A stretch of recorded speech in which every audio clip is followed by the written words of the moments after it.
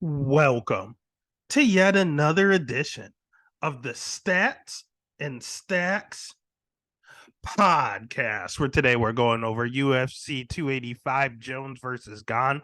First things first, make sure you smash that like button, hit that subscribe, give a follow over on Twitter, over on Instagram, over on TikTok, wherever there's social media. There is the Stats and Stacks podcast. Last week recap. Totals continuing to struggle, not the greatest this year. Locks continuing to come through. Augusta Sakai made it look easy, and unfortunately, we lost Krylov. Probably for the best if he was having some weight cutting issues. So we lucked out there. And we had one of our dogs hit. So we might have had both dogs hit now that I'm come to think of it. So all in all, great week. The good times keep on rolling. We've had back-to-back winning weeks and huge winning weeks. And a lot of prop plays have been coming through. So make sure you keep an eye on stuff later on in the week. Otherwise, we have one hell of a card here. We had to suffer through the last two. Just got excited over them over a betting standpoint. This one is going to be fun to bet and to just watch, man. Some good names, some good fights, some good matchups, some good UFC coming our way. So, again, 14 fights compared to the like 10 and 11 that we've been dealing with. So, let's not waste time. Let's jump right into it here. I'm starting with the very first fight of the night. It's a banger right off the rip. I mean, I actually like this fight more than the original. I know Esteban was originally supposed to fight God, who is he supposed to fight? Carmella Kirk. I did like Kirk there as a dog, but it is what it is. It's probably a more fun fight as a fan standpoint. So we have Loic Radzhabov at minus 250 going up against Esteban Ribovic at plus 195. Over under set at 2.5. Over 2.5 plus 100. Under 2.5 minus 130. Let's start with Esteban since he was supposed to be on the card anyway. Kid's all right. He's just very, very unproven. He's 11-0, which is nice. El Gringo, pretty sketchy nickname. It is what it is. 26 years old, pretty young, coming off the Dana White Contender Series. He has good jiu-jitsu, a lot of wins by submission. He has a ton of knockout power, and he blitzes, man. He is the definition of a fast starter, kind of Terrence McKinney-esque. He rushes you and tries to put you away in the first 10 seconds of the fight. That's what he wants to do. Is his cardio good? I'm not too certain because I don't think he's ever gone to the judges' scorecards. He's never. He has 11 wins and 11 finishes. He does have inverted triangle in the third round, which makes me think that he's okay on the ground. But that means he was also on the ground in the third round, so he probably got taken down. So I have no idea what that cardio is like. We may not find out here either, honestly, because the guy he's fighting is an absolute tank. He's pretty hittable in some of the fight tape I watch, so that's a little concerning. That's because he loves to brawl. He has huge power and loves to brawl. And if he goes to the ground, he's comfortable there. Again, he has Kimuras, he has arm bars, inverted triangles. He is perfectly fine on the ground. So all in all, he's a great fighter, a lot of counters. He loves to counter with huge, huge hooks. If you miss, this guy is throwing back, and he's throwing back heavy. His wrestling, offensively looked fine. Defensively might be a little bit of a liability. And that's probably why I'm going to lean the other way here with Loic. Loic keeps his hands super low, which concerns me, but all in all, his striking's okay. It's not that good. A lot of pressure. He loves to pressure forward. He loves to throw wild hooks rushing forward. He is just a brawler himself. So these two could go out here and steal fight of the night in the very first fight, to be honest with you. He's at Kill Cliff, which is a really good camp. I love Kill Cliff FC. He is taking this fight on short notice, but he was supposed to be in the Ultimate Fighter. He's 31 years old. He was supposed to be one of these old guys going against the young ones. He got cut, and he got cut because of Connor. Connor had about 3 guys he brought with him. Said, Dana, these guys are on the show. You need to make some cuts. Loic was one of them, but Loic is so good that they gave him an opportunity here. I think that was kind of a cop out, like, hey, we're going to take your spot on the show, but we're going to let you go straight to the dance, and we're going to give you a winnable fight. Again, his boxing's okay. His wrestling's pretty good. It's not great. It's not outstanding, but it's pretty decent. And his jiu-jitsu, his ground game's fine. He has a few wins via submission. He has some good wins on his record, beating Chris Wade.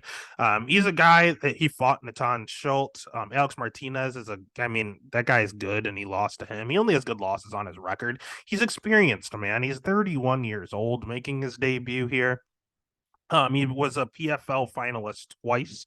So he's fought a decent level of competition. Man, there's nothing to hate about this guy. The only thing is he does slow down a little bit. But when he's one of these gassers that continue to strike, even though he's gassed, like he continues to throw, he doesn't stop going, and he keeps pressuring forward, and it's just rock'em sock'em robots, and he seems to come out on top on those. So the pick is going to be Loic. The bet is going to be Loic at minus 250. It's good odds. And I know the short notice factor is going to scare people. The fact that he's fighting someone undefeated is going to scare people, but he has the experience and it's short notice, but he was training to fight. So I think he'll be perfectly fine. Pick Loic, bet Loic. Next fight of the night is one that has me torn, man. We have Damon Blackshear at plus 390 going up against the younger Basharat, Fareed Basharat, at minus 490. Over under set at 2.5. Over 2.5 is minus 155. Under 2.5 at plus 125. Let's start with Damon Blackshear. Damon Blackshear is good. I like this kid a lot. He comes from that CFFC crowd, which I absolutely love. That's my favorite regional scene for you to come from. And it usually means you're a pretty good wrestler with a pretty good ground game. And you know what? He's a pretty good wrestler with a pretty good ground game. That's exactly what he is. His striking's not that great, but he's super athletic and explosive. So he kind of makes up for his technique with just explosiveness. He does have a tendency to slow down in fights, especially in his UFC debut against Yusuf Zalal. Yes, he took it on short notice, but it's another one of these where he was training for a different fight. So it's not like he came in here off the couch and gassed out.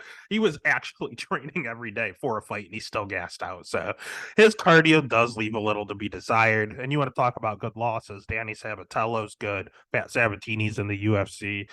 Chris Montino, that one doesn't age well, but he was in the UFC. He had two fights in the UFC, so at least he's a UFC vet. Keith Richardson, I don't really know. So 3 of his 4 losses are against guys that are in the UFC or UFC level, and one guy I just don't know about. All in all, yeah, he's good. He lost to Tony Gravely. Tony Gravely's good. It seems like all the guys that are UFC level, he just seems to just not get the job done, but he is on that level and they're always really close fights. So I do believe this guy is UFC caliber. I do think he has a good background. I do think he's a good fighter. And I remember watching the Yusuf fight and I was like, damn, I love Yusuf Zalal. I think he's good. I like Damon Blackshear tape. I think he's good. I don't want to bet this fight. Ended up being a draw. Cool, no sweat off my back. And I said, I'm going to bet Damon in his next fight. Then I saw Damon at plus 390. Said, oh, this is easy, easy money. And then I saw who he's fighting. And Fareed Basharat is real. I love his brother in Javid, and I love Fareed too. He's a shiny 9-0 record. Man, he has crisp striking. He's at Extreme Couture, which is an awesome camp right now. They seem to be on a roll.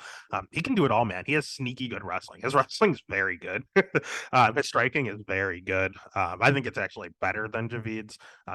He's more technical. Javid is technical and has some stinging power. Fareed doesn't exactly have just one hitter quitter power, but he wears on you. He's a lot more technical. He will take you down. He might have a better ground game. His jiu-jitsu is pretty top notch. I mean, he has an 11-second win. The guy was 0-3. I mean, it's not like his level of competition's been crazy. But for what he's been given, he's looked good and he's done what he's supposed to do. All in all, I don't know where the weak spot is for him. He has a good ground game. He has good wrestling. He has good striking. He just doesn't have really that much power. He's making his Dana White Contender Series debut. I'm not a fan of that. And he's only 25 years old, so he's going to get better. If you're going to catch this kid, you got to catch him now. Is Damon Blackshear the one to do it? If Damon can take him down, he is. Can Damon take him down? I just don't know. And if he does, can he keep him down? I just don't know. So, all in all, he has high volume too. Damon does not. Damon is pretty low volume. So, I'm going to take the guy with the good cardio and who seems to be a little better everywhere. So, the pick is going to be Fareed. The bet, man, I love betting Damon, but I think it's Fareed here. I might take the over. Damon's generally pretty durable, so that over being minus 155 might be the way to look. Or you can probably just parlay it for Fareed. I'd probably just take the over 2.5 if I'm taking anything. Next fight of the night is this one's not a fun fight, but it's one where it's a setup fight. And there's 14 fights on here, and I would say like 5 of these are setup fights to make sure one person looks good, and this is one of them. We have Jessica Panay at plus 230 going up against Tabitha Ricci minus 275. Over 2.5 is minus 320. Under 2.5 plus 250, and they are setting up Tabitha Ricci to win. Tabitha Ricci is a Brazilian Jiu-Jitsu black belt. Her ground game is top notch, training with people like Mackenzie Dern and such. Her Jiu-Jitsu black belt top notch. Her wrestling not the greatest. She's more of a judoka, but her wrestling's not bad. She can catch a lot of kicks, and has a blast double. That's about it. She has throws, she can catch a kick, and she will run through you. She has pretty short stature. But that helps with her power double, man. She's 28 years old, so she's also at the age where they're starting to get a little better. Her striking is non-existent. That's the issue. She's very hittable on the feet. She swings heavy. I was told she's a very strong girl, but she just has no technique and nothing really to offer on the feet.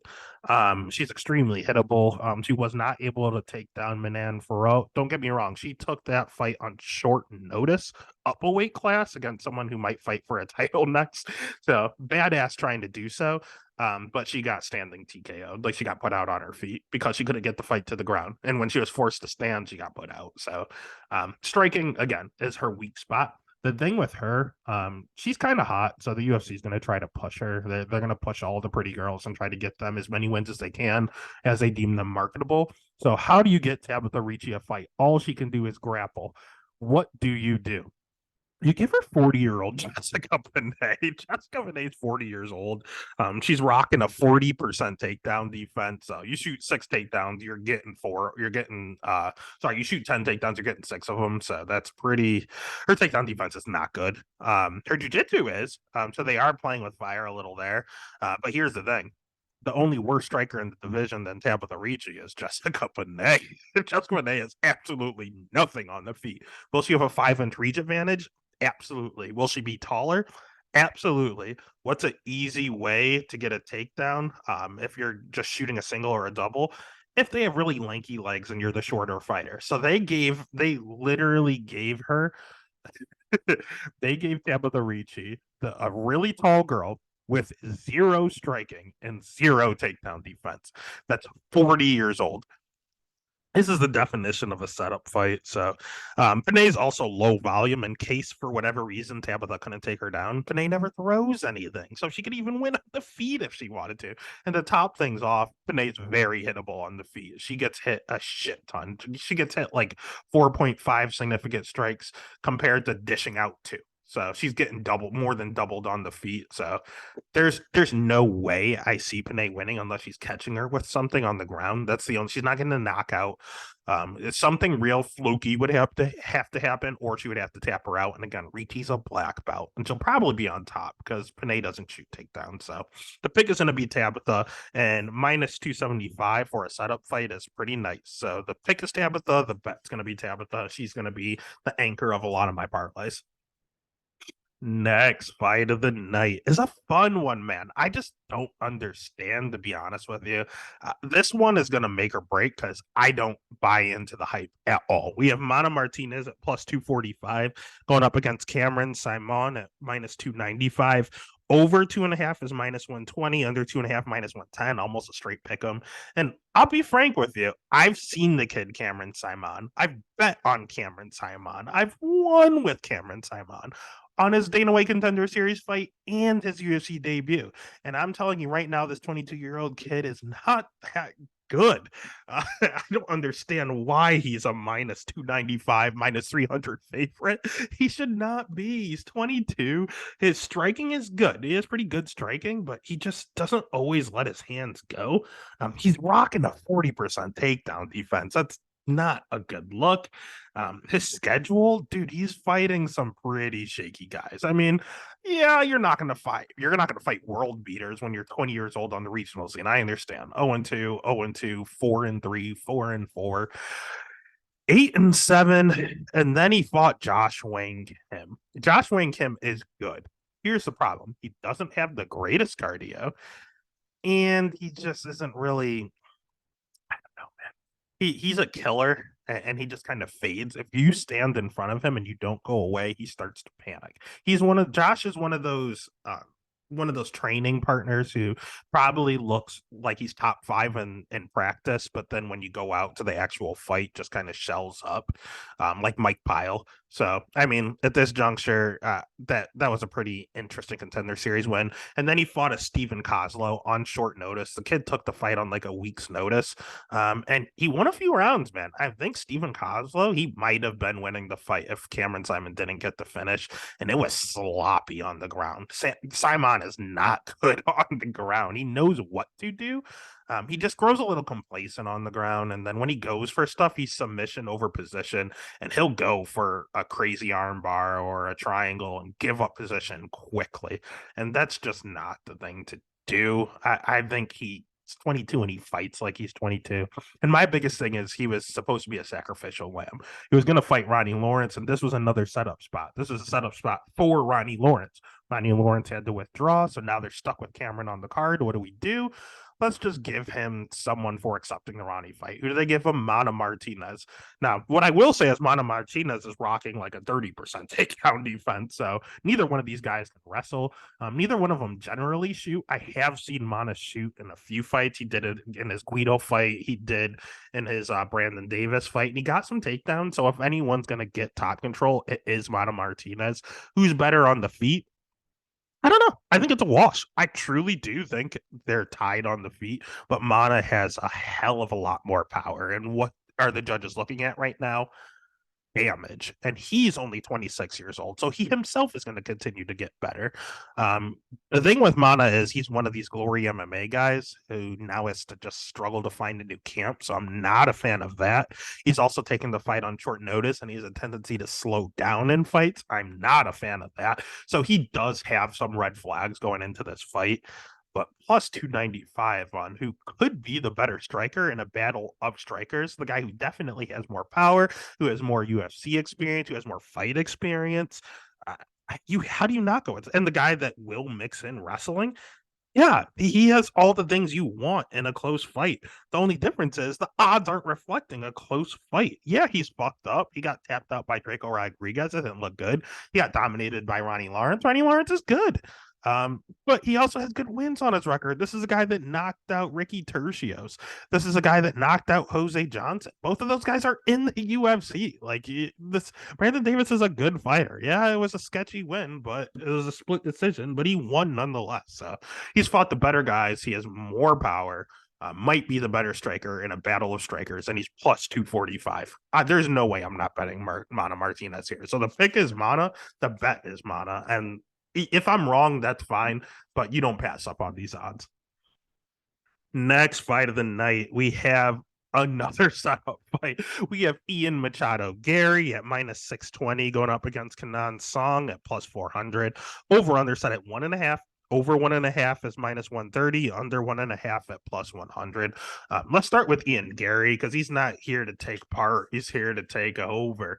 This kid's good, man. You want to talk about young kids? This kid's 25 years old now.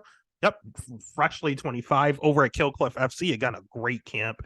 He's going to have a 3-inch reach advantage here. He's a great striker. He loves to counter. He does get clipped a little bit as he's waiting to throw back sometimes. So I'm not the biggest fan of that. Sometimes he starts a little slow at that if you just continue to pressure him. But he counters well. He has a ton of power when he does catch you. He does have pretty high volume, especially for a counter striker. He throws a lot more than most counter strikers. Sneaky, good wrestling. It's not the greatest, but it's not bad at all. He can pull it out if he has to. And he has a really good ground game that we just haven't seen yet because he's too busy knocking everyone out. But it kind of reminds me that Anderson Silva was a Brazilian Jiu-Jitsu black belt. I'm not calling this guy Anderson Silva, but he is a Jiu-Jitsu black belt, and we just got so accustomed to him knocking people out that we just forgot how good he was on the ground. It's kind of the same scenario here. And he did even change his name to Ian Machado Gary because he married a Machado daughter, and Machado is known as being one of the best Jiu-Jitsu practitioners in the world, like ever. So, I mean, not only are you already a good grappler, now you're dating one of the best or married to one of the best grapplers' daughters. You have a striking advantage, you have a reach advantage, you have a cardio advantage, you have a wrestling advantage, you have every advantage. And that's why you're a minus 620 favorite. What can Kanan Song do to win this fight? I mean, Song is pretty good striking in his own right. I'll give him that. He's a pretty good striker. His chin's a little questionable. He has 6 losses, and his last loss was by knockout. Brad Riddell knocked him out, and Brad Riddell is not a power striker whatsoever. Oh God, I don't know why he was fighting Israel Adesanya, but Israel Adesanya is not a power striker, and he knocked him out in 2 minutes. Yeah, I mean, Max Griffin isn't necessarily known for his power. He knocked him out in 2 minutes. So all the guys that are UFC level that he fought, he's been knocked out by, and they're not power punchers. So his chin's a little questionable. Don't get me wrong, his striking himself is good. It's just when he gets hit, he goes out. He's also rocking a 50% takedown defense. Uh, so I mean, I don't really have much on Song outside of that. He's probably fucked. He's getting set up, and he's probably gonna get cut after this fight. To be 100% honest with you. To make matters worse, we haven't seen him fight in 2 years, so he's coming off of a 2 year break. There's nothing good looking for Song. So all I can do is try to catch Gary. And again, you can clip Gary, but Gary's chin seems to be holding up. He's 10-0. No one's put him out yet. I don't know if Song's the guy to do it. This is a total setup fight. So the pick is going to be Gary. The bet is going to be Gary. And I don't hate the under at plus 100, to be quite frank with you. Plus money on that. I like that a lot because Gary could sub him easily if it hits the ground. And he could also clip him and knock him out just like Max did. So next fight of the night is an interesting one. Another one where I'm probably leaning towards the totals opposed to actually picking a winner. It's one of the closest line fights on the card. We have Julian Marquez at plus 120 going up against Marc-Andre Barrio at minus 140. Over under set at 1.5 for whatever reason. Over 1.5 is minus 150. Under 1.5 plus 120. Dude, I think this thing goes the distance. Let's start with Marc-Andre Barrio. He's not that good. He's really not that good. He's one of these guys as a definition of a generalist, and he's just okay everywhere. He is okay cardio. He is okay striking. He is okay jujitsu. He is okay wrestling. Like he's not good anywhere. He's literally the word okay all across the board. He doesn't like to wrestle, even though he can do it a little bit. He like never ever seldomly does it. He very seldomly does it. He likes the pressure though. He likes to get in your face. That's probably why this is set at 1.5, to be honest with you. But he's also rocking a 61% takedown defense, so he's not too difficult to take down. His volume's pretty high. He'll have a 2-inch reach advantage in this fight. I like that. But he doesn't hit particularly hard. So, yeah, it's lined at 1.5. This guy gets in your face and he pressures you, but it's not him that's going to knock you out generally. It's you knocking him out. And his chin seems to hang up. I know that, hold up. I know that Cheaty got him out of there in 16 seconds, but Cheaty hits like a truck. Otherwise, he's never been knocked out. So that was the only time he's only been knocked out once. I think he just got clipped on the button, and that was that. So, on the flip side, we have Julian Marquez. I don't know what to do with him. He's another one of these glory MMA guys. He's not very good, but he's not bad. He's another guy that's just good everywhere. Like he has good striking. He's just a little slow, but he hits a hell of a lot harder than Marc-Andre does. So it's you're looking at speed versus power. They're both pretty high volume. His wrestling sucks, but again, Marc-Andre doesn't really ever wrestle, so his 51% takedown defense shouldn't matter. His jiu-jitsu is good. It might be better than Marc-Andre's. It's very close. So the striking's pretty competitive. One has speed, one has power. The wrestling we're not going to see, and the jiu-jitsu is pretty much a wash. So what does that leave you with? I don't know. I don't fucking know. I do know that Julian Marquez, one, is the best nickname in the business with the Cuban Missile Crisis. Two, was another Glory MMA victim, so he had to go train somewhere else. I do like where he went. I would think he went to Factory X Muay Thai. That's a good gym. I like that. It's a good fit. But I heard that again, I heard that he doesn't really train that well. Like he's just kind of a goofball, and it kind of shows. So, without someone being there to hold his hand like James Krause used to, I don't know what type of shape he's coming into. And he himself is very durable. He eats a lot of shots, but his last fight, he's coming off his first career knockout. So both these guys are durable, and they're both coming off of knockouts recently. So I don't really know what to do with this fight. But I do know it's set at 1.5. I don't hate the alternative total here with 2.5, or even a fight to go the distance at plus money. That's probably the way I'm playing that. So the pick, it's a total dog or pass. I'll take Julian. You know what? No, I'll pick Mark Andre Burrio just because he has the reach advantage. Maybe he can outvolley him. This is split written all over it. So I'll pick Mark Andre, but the bet would be Julian, or um, I would take the over if fight goes the distance. And honestly, if you want a wild play, over on FanDuel, you can bet split decisions. I wouldn't mind taking either one of them at split decision. Even well, probably Julian has even better odds. So that's something that truly could hit here. Next fight of the night, we are looking at Vivian Araujo at minus 105 going up against Amanda Hebus at minus 115. Over under set at 2.5. Over 2.5 is minus 270. Under 2.5 at plus 215. This is another setup fight that the UFC is getting wrong because Amanda Hebus should not be the favorite in this matchup. Viviana Araujo should. We'll start with Araujo because she's good. She has good striking. She has good wrestling. She has 90% takedown defense. She's a Brazilian Jiu-Jitsu black belt. She does everything well except for she's at a good gym. She does everything well except for two things. One, she's 36. Not a fan there. Two, her cardio seems to fall off a cliff at the end of the third round. Not a fan there. Good news is it looked a lot better in her last fight. It was a 5-round war against Alexa Grasso, who's literally fighting for a title now, and her cardio held up, man. I mean, didn't have Grasso cardio, but she was there for all 5 rounds. So she's addressed the cardio. She used to come out here and blitz you, look like the world's best fighter in the first round, and then continually slow down round by round. She's addressed that, and we've seen that since the Caitlin Chukagian fight. That's when she started to address that. Caitlin still danced around there and got the win. Andrea Lee fight, her cardio looked fine. Alexa Grasso, she went 5 rounds and she looked okay. So she's mentioned the cardio, she's addressed the cardio, and it looks like she's doing a good job with it. Again, she's 36, so it's weird to see her cardio getting better the older she's getting. But it seems to be working out for her. She is a little hittable, which is what I'm not a fan of, but again, she fought Caitlin Chukagian. She fought Alexa Grasso. Montana De La Rosa's good. Jessica Andrea Lee. Like, these are good fighters. So she will have a 2-inch reach advantage here, though, which is super nice. And she will mix in wrestling. She's a pretty good blast double. So I like her a ton. Amanda Hebus, I mean, she's another one the UFC just thinks is hot and is trying to push. But they kind of gave up on her a little bit because she is very limited. Her striking's bad. Everyone uses the word herky jerky. Dude, she's not good on it. She can't really strike to save her life. Her wrestling overrated as fuck. It's not that good. She's one of these people that use the head and arm, which is go ahead and head and arm a black belt. Vivi's just going to take your back, so that's going to be a mistake. I mean, she can shoot a double and she has an okay single, but she has, I mean, Caitlin Chukagian, she threw a shit ton of head and arms. She hit her with like 3 head and arms. That's just not going to work against high level girls.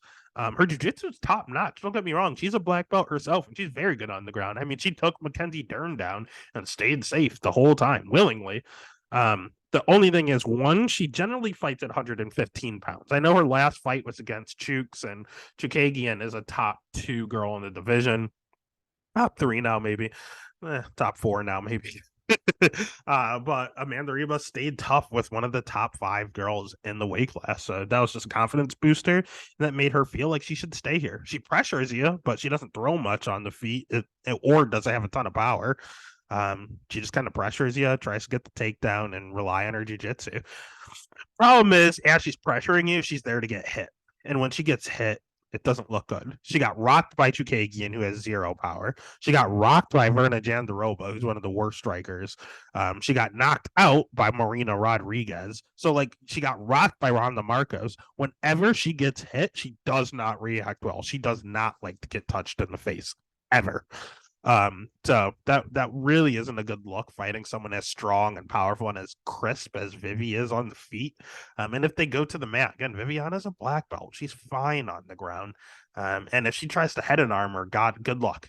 And even if she does try to go for takedowns, Vivi has a 90% takedown defense. So it just doesn't bode well for Amanda in my eyes. And for whatever reason, Viviana's the plus money side. So I'm picking and betting Viviana Araujo. I think this is easy money. Next fight of the night is one I don't know what the fuck to do with. I have Derek Brunson at plus 195 going up against Driscus Duplessis at minus 230. Over under set at 2.5. It's a DDP fight. Over 1.5 is minus 145. Over 1.5 is minus 145. Under 1.5 at plus 115. Let's start with Blonde Brunson. He's a good wrestler. His striking sucks. His chin's always way in the air. He has a ton of power, don't get me wrong, but is it technical? No. I don't know when he's been going by that. That's not his nickname. He's Blonde Brunson, baby. Yeah, just a ton of power and good wrestling. His schedule, great. He's fought the elite of the elite. And his losses, oh my God, he lost to Jared Cannonier, fought for the title. Izzy, former champ. Souza, top 5 guy, always. Anderson Silva, go the division. Robert Whitaker, probably second best or the third best of the division. Yoel Romero, title challenger. And Whitaker again, former champ. Souza again, very, very good. Kendall Grove, split decision. That's sketchy, but that was all the way back in 2012. So not even in the UFC. So yeah, all in all, Brunson's fought literally the best the middleweight has ever seen, to be honest with you. And he has a great record. I mean, he's literally 23-8. So he's a little chinny, mainly because he's 39 and he leaves his chin way in the air, as aforementioned. So his cardio's not the greatest. Also because he's 39. There's a lot of negatives with Derek Brunson, to be honest with you. It might be his retirement fight. I'm not too certain. I know he has mentioned the retirement word, and that's a big no-no in the betting community. As soon as you do that, things seem to get sketchy. And he did that like 2 fights ago. So this could very well be his last fight. So you never bet retiring fighters ever. So as long as he's not fighting someone with a ton of power or good takedown defense, he's fine. He usually wins those matchups. Here's the problem. He's fighting Driscus Duplessis, who has nothing but power. Is his takedown defense good? I don't know. I don't think it's that great. I think Kevin Giles got him down. Darren Till took him down. That is really not a good look. Brad Tavares stood and banged the entire time. Marcus Perez can't wrestle, and he put him out real early. So, all in all, his UFC schedule again. Trevin Giles is now a welterweight. Marcus Perez is now cut. Brad Tavares is an aging veteran, and Darren Till is now cut. He has not fought the best competition. This is very fraudulent. Is the striking good? On paper, yeah. In the octagon, it looks a little robotic. He just blitzes forward and throws everything he has, and then he stops and he stares at you. His wrestling, it's technically not that good. He just muscles you because he's so huge. His cardio, not good. He continues to fight, but he's gasping for airs after 2 minutes into the fight. His jujitsu, he keeps getting sub wins, but it's because everyone's gas. He's the weirdest fighter in the middleweight division, bar none. He seems to have high volume by some crazy manner because he will push. Even when he is gassed with nothing left, he will continue to fight. I don't know, man. And he gets rocked a lot because he gets into these sock'em bock'em robot fights. Like he gets everyone to engage in a brawl with him. He somehow forces a brawl every single fight. Is Blonde Brunson gonna brawl? He used to. Old Brunson used to. Blonde Brunson doesn't. He just wants to wrestle and go about his day. Will he take down Driscus? He could. Darren Till did. He very well could. Will he get knocked out in the first 20 seconds? He could. He has no chin, and Driscus just blitzes forward. So I don't know what to do with this fight, man. You have one guy that's too old and he's retiring. You have another guy that's completely fraudulent.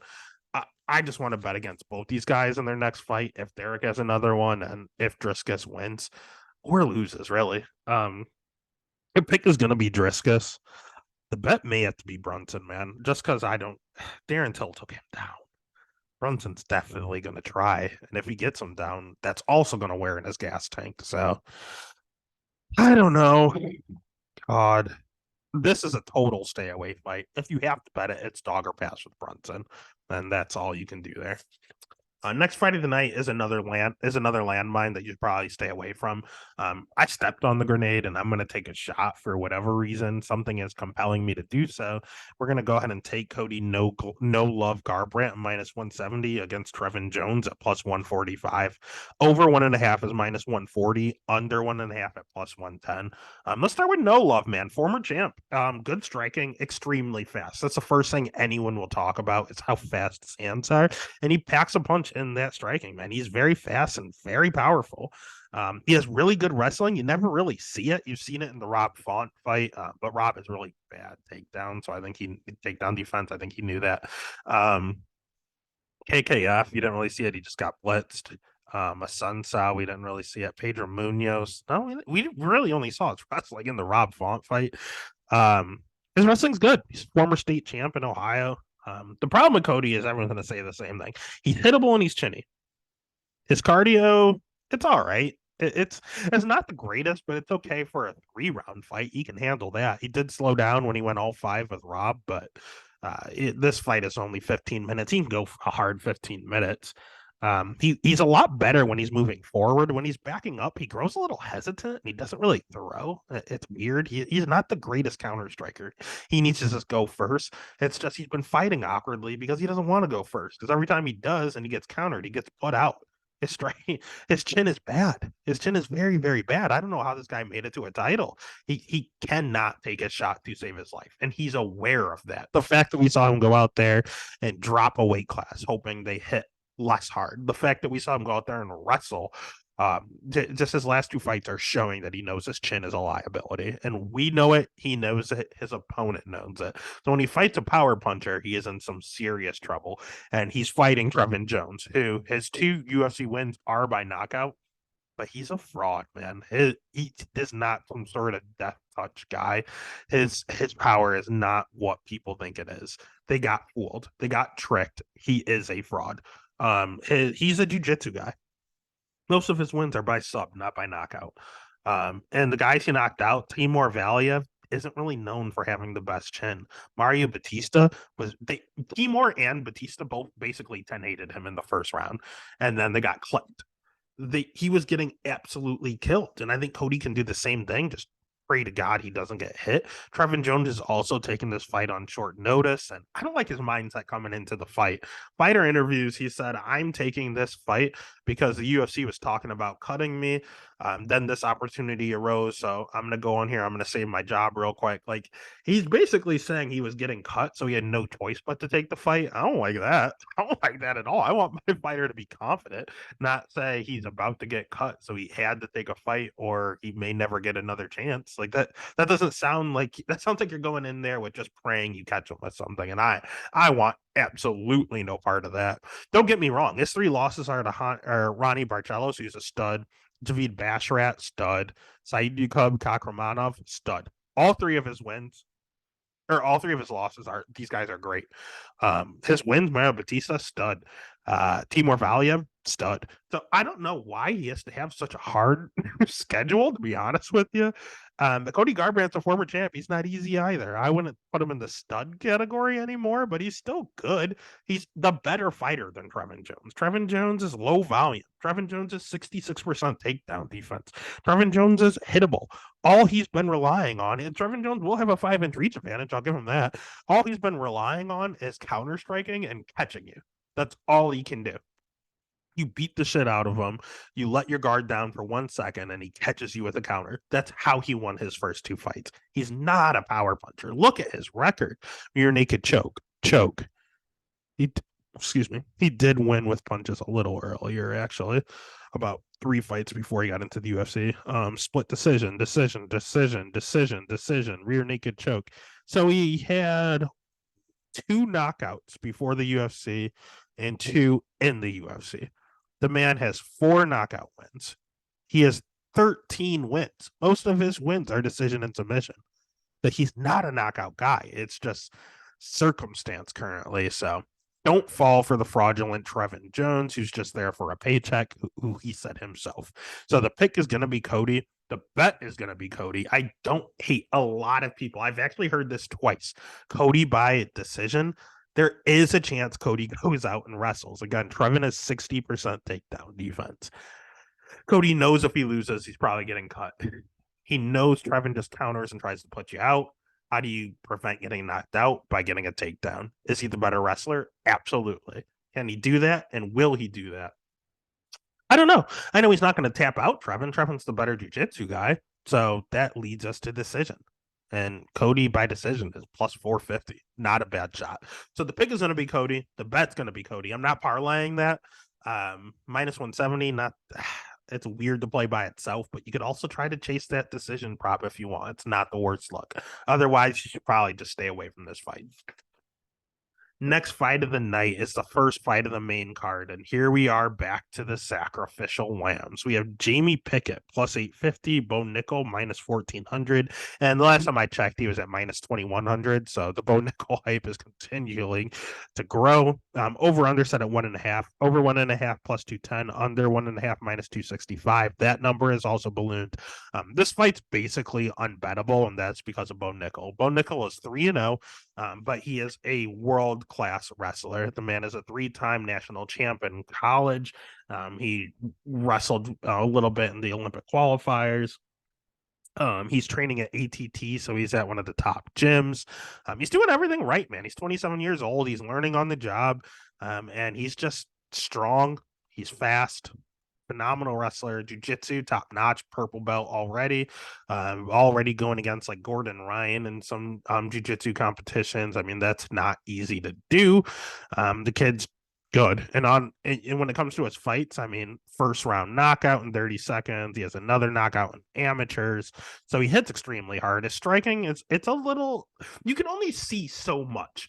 Because he goes out there and wrestles and takes you down and taps you out real quickly. Or the 2 times where he did get knockouts, they were in 30 seconds. You only saw so much of it. You can see the power, you can see the speed. They're just quick 1-2s down the middle. I mean, there's not really anything to write home about. It's 3-0. There's not a lot of film. Most film I've seen on Bo Nickel is when I watch it, wrestling, collegiate wrestling, folk style. So, and I can tell you he's a fucking beast at that. So he's definitely going to have the wrestling advantage. No idea about his cardio. No idea about his durability. He's never been touched. He's never gone longer than 90 seconds. He's a big question mark. What we do know is Jamie Pickett, the Night Wolf. Jamie Pickett is cheeks. Jamie Pickett's not very good.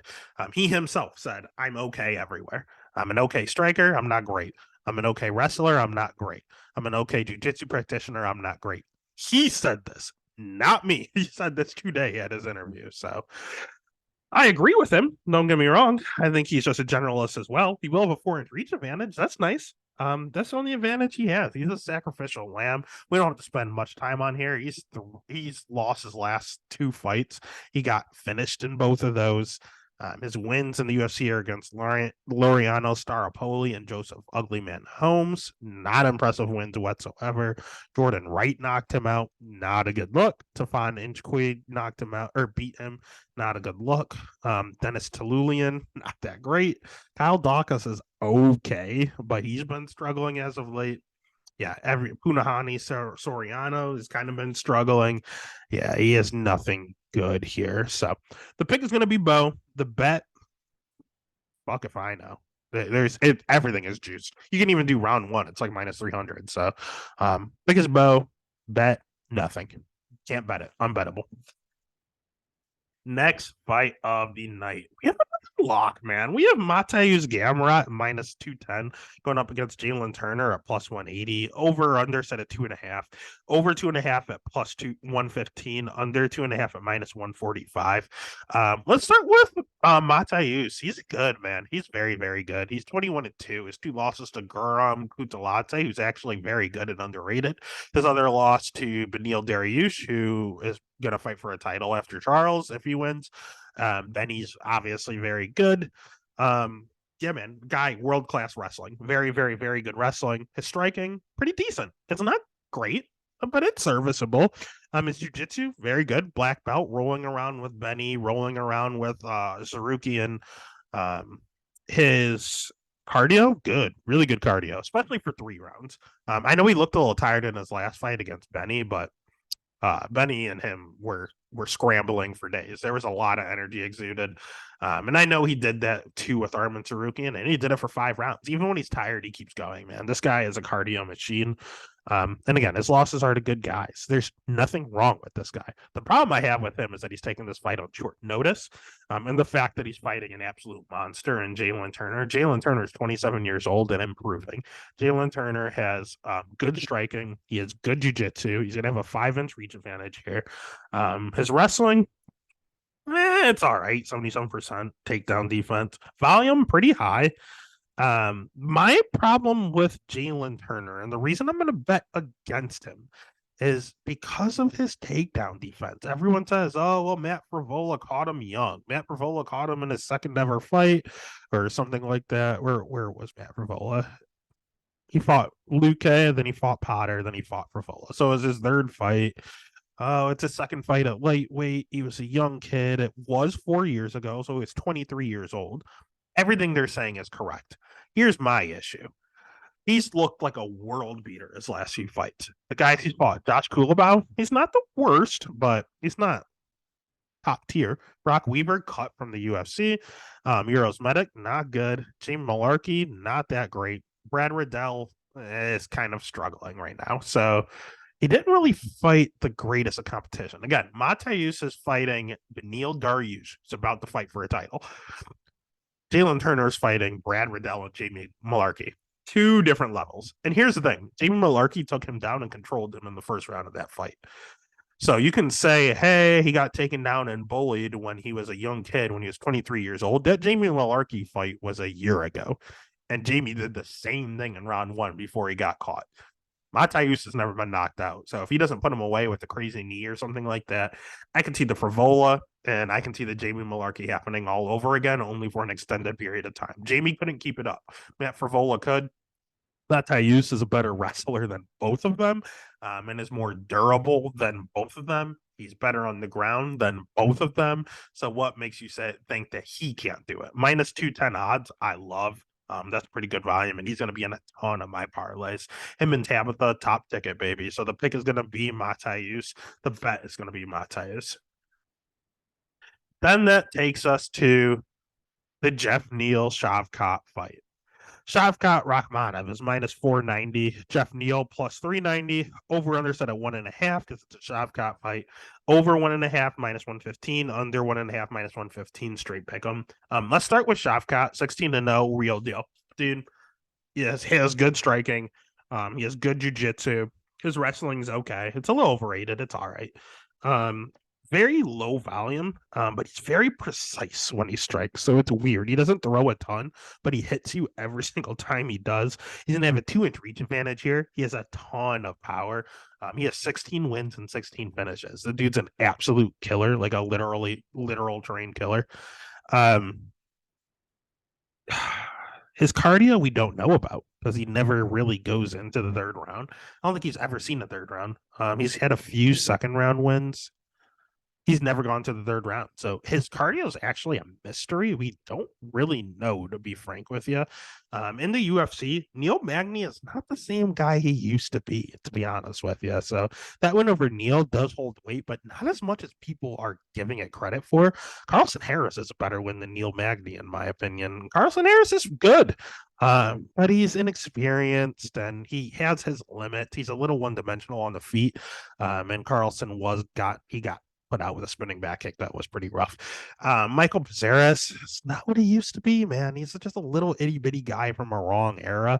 And Alex Oliveira cut is not the same guy that he used to be and shouldn't be at 170. It's truly a 155 pounder. So yeah, he has 4 finishes in the UFC, but against 3 old guys and one guy in his second fight that has his limits. It's a little sketchy. It's a lot sketchier than people think.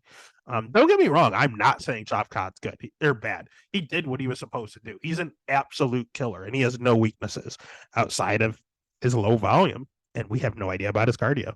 And he's 100% takedown defense, but he hasn't really fought wrestlers. Like I guess Michelle Ferreras can wrestle, but again, he was like 40 years old and in the wrong weight class, so doesn't really count. But here's the deal: Jeff Neal. Let's go back to Jeff Neal. Jeff Neal is a fucking mental case. That's my issue with Jeff Neal because you never know what version you're going to get. I've seen Jeff Neal quit. I've seen Jeff Neal look like a title challenger. I've seen Jeff Neal look average. I've seen Jeff Neal do everything. He's 32 years old. He's at Fortis MMA, which is a good camp. He has good striking. He has high volume, unlike Shavkat. He's a little hittable. Not a fan of that, but a lot of that was that Wonder Boy fight. Durable as all hell. He has been knocked out in the past by Kevin Holland, but Kevin Holland hits decently hard. He has power himself, though. He can put your lights out. His cardio's good, man. It's sneaky good. It checks out. It's just, I don't know, man. He can shell up or he can look unstoppable. His last fight against Luque, he literally looked like a top 3 guy in the division. His fight before that against Santiago, he looked a little sketchy. And the fight against Neal, he looked like, and Stephen Thompson, he looked like he quit. So again, I don't know. I know he had a ton of physical issues. Like the man almost died before the Wonderboy Thompson fight. Like he had some weird stomach issue and he literally almost died. And then he was fighting Wonderboy 2 months later. So I'm actually going to give him a pass on quitting in that fight. He just survived. So let's cut him a pass. And then let's not forget before that Neil Magny fight, he had some weird, it might have been the Santiago fight actually, but he had like gun charges and stuff. Like there was some weird legal issues he was dealing with at the time. So that's a little sketchy. There's always an asterisk next to his losses. It's real sketchy there. But he looks like an absolute world beater in his last fight. So does that mean he's due for a give up performance? If Shavkat hits him hard, is he just going to quit in there? I don't know. I truly don't know. And for that reason, I can't pick Neil. I'm definitely gonna pick Shavkat. But this dude at plus 390, dude, I looked at the decision prop. It's plus 900. The one loss Shavkat has is in an amateur fight, and he lost by decision. He's awfully durable, but he's not unbeatable. You see holes. And Jeff Neal had this fight canceled and asked for this fight again. He sees something. And honestly, when I watch Shavkat, I think he's a little overrated. Like people, I know I'm probably on an island here, and I don't know if Jeff Neal is the guy, but Shavkat is very low volume and he's just kind of opportunistic.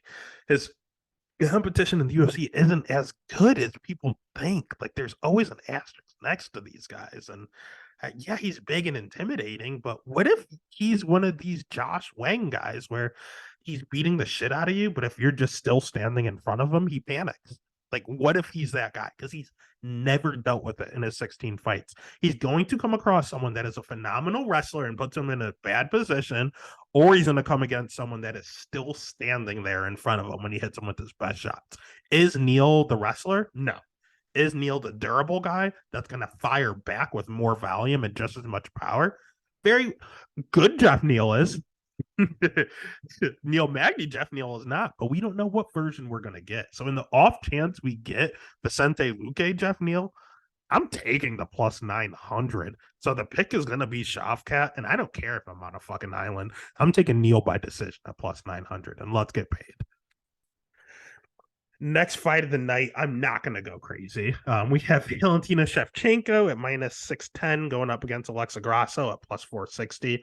Over 3.5 is plus 100. Under 3.5 minus 130. Shevchenko, she is pretty much the lady goat. I know that everyone gives that label to Amanda Nunes, and they fought. So, and Nunes won both times. So how do you say she's not the GOAT?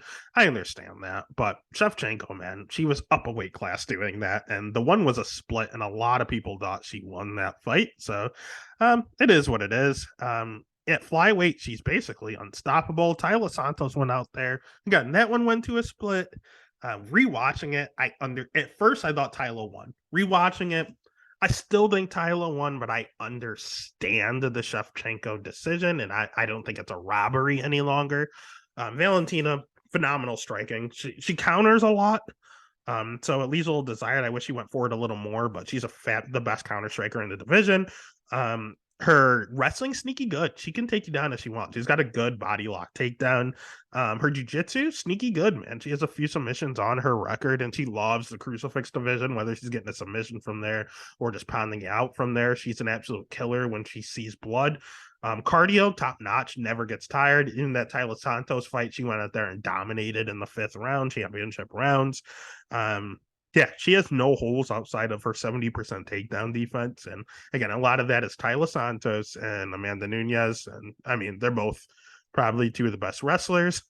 So, I mean, what are you going to do there? And she still won the title fight, and she went to a split with Amanda. So it had Amanda gasping for air. If that was a 5-round fight, she beats Nunes that night. So, all in all, Valentina is 34, and she is starting to fade, though. I am seeing the chinks in her armor that were not there previously. She gets hit a little more. When she gets taken down, she doesn't have a tendency to get back up. She just stays complacent on the ground. She looks like she's bored from all the dominance, to be 100% frank with you. She just wants to travel the world, but her pride won't let her lose when she's in there. She's not the killer she used to be. She's just truly not. She's just kind of there. She thinks it's easy. She's there to get a paycheck so that she can travel the world more. Basically, it's all she's doing, to be honest with you. She loves the art of fighting. She's going to keep doing it, but the motivation just isn't there. On the flip side, Alexa Grasso, and that's why I think she's going to get caught soon. On the flip side, Alexa Grasso, very good striking, not a ton of power, but she's sitting on her punches at 125 a lot more than she was at 115. Her jiu-jitsu came fully around. I believe she's a brown belt now. She used to have no jiu-jitsu. Now it's pretty decent, man. Her wrestling, not good. 64% takedown defense, but it's looked a hell of a lot better. Vivi got her down twice, but it was a 5-round fight, and she worked for that. She shot a ton of takedowns and only got 2 of them. Macy Barber tried to take her down. I think she got her down once or twice, but again, that was later on in the fight. She looked perfectly fine the first few rounds. She looked very, very good. Her cardio's fine. It checks out. She looks a lot healthier at 125. Her volume is a lot more at 125. All in all, I think she's she's a purple belt. I think she is a lot better at 125. The problem is she's running into the GOAT, one of the GOATs. And that's not good on her end. So how do you beat the GOAT? You out wrestle the GOAT. You out jiu-jitsu the GOAT. And Alexa Grasso is going to try to outstrike the GOAT, because Alexa Grasso can't wrestle to save her life offensively.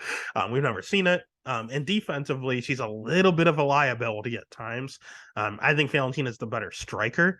So I think Valentina wins on the feet. And I think Valentina is the only one that can get a takedown in this fight.